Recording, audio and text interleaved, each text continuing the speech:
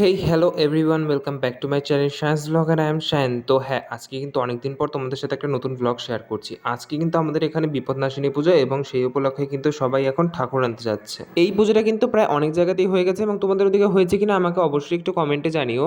তো যাই হোক, এই পুজোটা কিন্তু আমাদের তিন মাথার মোড়ে করতে হয়। তো এখানে আমাদের পুজোর আয়োজনও কমপ্লিট হয়ে গেছে আর এদিকে চলছে ভোগের প্রস্তুতি। এদিকে কিন্তু সবাই ঠাকুর নিয়ে চলে বসেছে এবং পুজো শুরু হওয়ার ঠিক কিছুক্ষণ আগেই একটা প্রবলেম হয়ে যায়। আমার মা একটু অসুস্থ হয়ে পড়ে, বিকজ আজকে কিন্তু চড়া রোদ ছিল এবং সকাল থেকে নির্জলা উপোস ছিল, তাই আর কি।